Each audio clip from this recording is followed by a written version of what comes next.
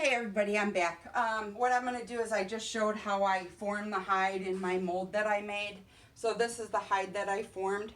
And what I'm going to do is I'm not going to bore you with all the details of decorating a full hide, but I'll show you kind of like how I go about the basic forms that I attach and how I attach the forms to the clay. So basically what I do on my generic, this one's going to be a generic because like I said, I don't have any orders to make that are special requests. And I'll show you some orders that I had just made that actually we're going to open the kiln, which is my favorite part. It's like Christmas to me when I open the kiln. So basically right now what I'm going to do is I start out with making leaves. And I pound out the clay as thin as I can. Try not to let it get stuck to the table. So I pound out the clay. I kind of run my hand over it just to make sure that there's no air bubbles in there. The air bubbles are really bad for the kiln. Air bubbles make the clay explode because there's nowhere for the air, the steam to go. And it gets trapped in the air bubbles, and then the sculpture or whatever you make explodes in the kiln during the first fire. So basically I'm forming basic leaves. I'm just going to do 4 for right now. I'm going to do a dragonfly, so I do the wings. Just kind of basic form dragonfly wings, so I do 4. And then I do the body.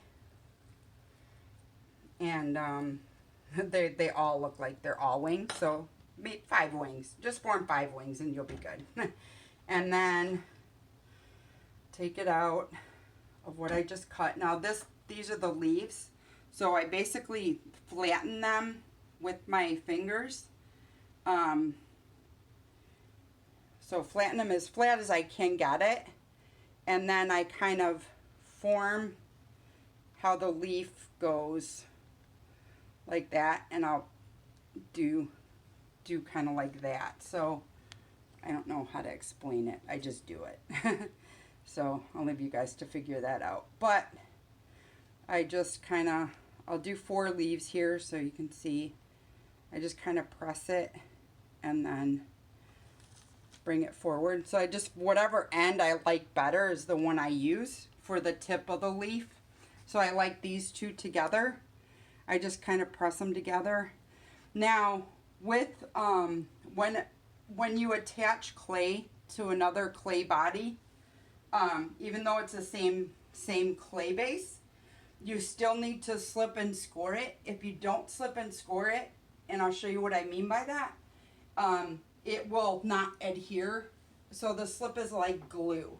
It's basically like a watered down, really wet clay, and it makes the what you're attaching it to and the attachment, the slip makes it so they're all the same dryness, because if one clay dries faster than another, it will crack, guaranteed. So basically to score, I just take my needle tool and I score a little bit, and I do it on both sides. I slip it, put slip on it, and then press the leaves on there. And I get my hands behind it so I can really press it in there. And then there's the leaves. So I do those all around. So actually I made 4, so I'll just do 4 right now. And I just place them wherever I like. I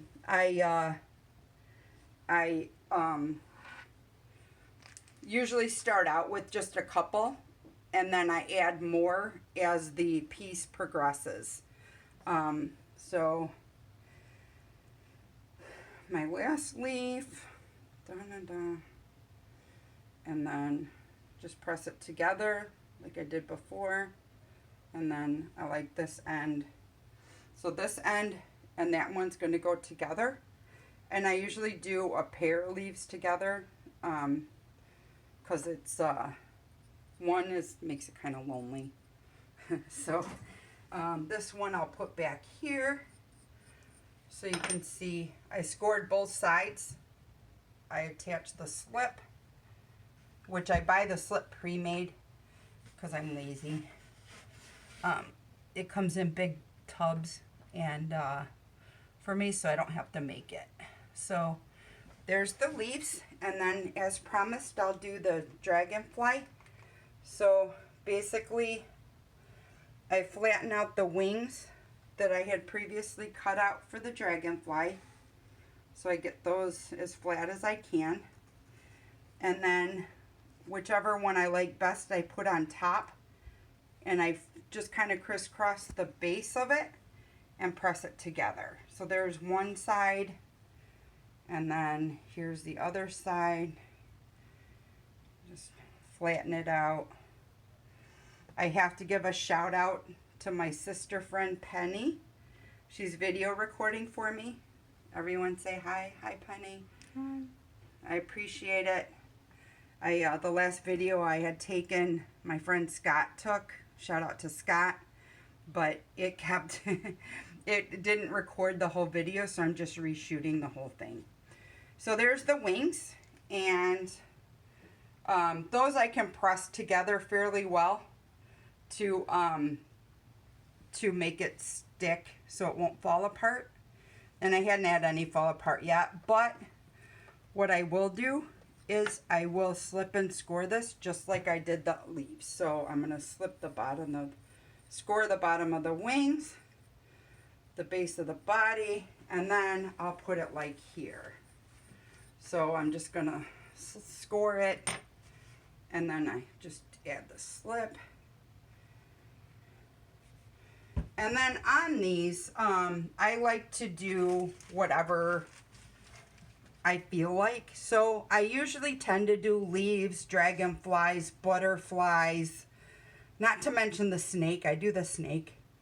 And then I paint the snake the color of the person who's ordering the hide.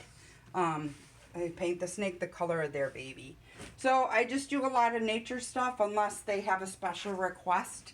So that's basically how I make my hides. Now when they dry, they have to dry evenly and they have to dry thoroughly. I'm not a very patient person, so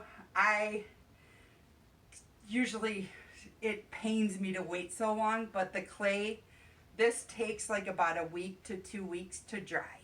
That's the longest part of waiting for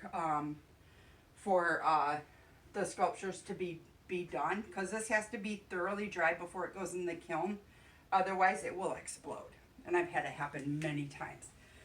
So what we're going to do is we're going to take a walk over here. I'm going to show you my my kiln, and here's just some work on the way. Here's some work that I did. I have one that I did for a lady, and her baby's name is Piper. So as you'll see, I learned my lesson. I will always make the name tag separate, but there's Piper. She sent me a picture of Piper.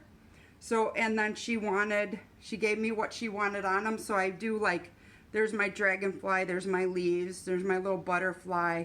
I make tiny ladybugs that are so cute. Then I make the snake, and I do all kinds of snakes, not just ball pythons.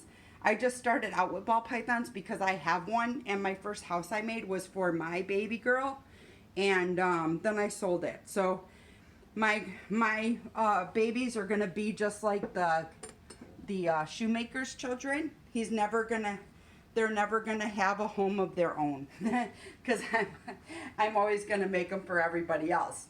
Anyway, this is a memorial stone I did for a girl. I'm gonna send it out to her tomorrow. She had a water dragon that had passed. His name was Spiro. So I made a memorial stone for her. So I can pretty much do anything. But we're going to take a walk over here. And I'll show you this hide here. This is one I made for a bearded dragon. It's the customer didn't want a bearded dragon on it because he thought that his bearded dragon might be afraid, so he wanted a snake on there. So it's just a very large hide for a bearded dragon. So that's the biggie. And as you can see, I do different morphs. So I did a leucistic, I don't know how you say it, but the white one with the blue eyes. So I paint the snakes exactly how the customer, what the customer's babies, snakes are markings are. Then over here, this is my drying stations right here. So you'll see I have some drying that are ready to be fired the first time. This customer has a black Pakistani cobra, and the cobra's name is Backpack. So what I did was I have, she wanted the hide to be in shape of a backpack. So I made it. It turned out really cute. I got little buckles and then the straps for the backpack and some patches. But that one's going to be painted black after her black Pakistani cobra. And then this guy wanted one after the Nightmare Before Christmas. So what I did was I have the mountain that's famous in the movie, and then the pumpkin field, and he wanted some tombstones. And then I have the fence that's shown in the posters.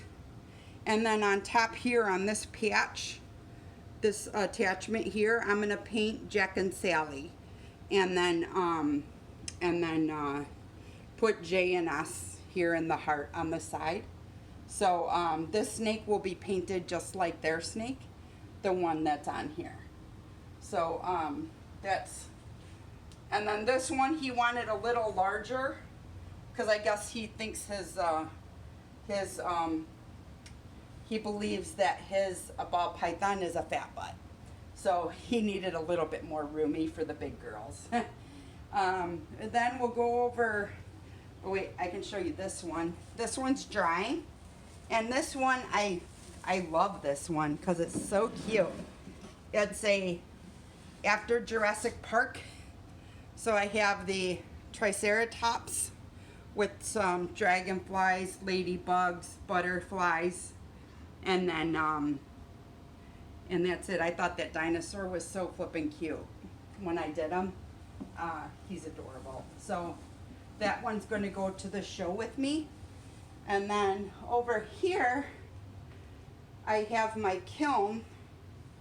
So I'm gonna open it, and I just propped open the lid right now because the heat needs to escape.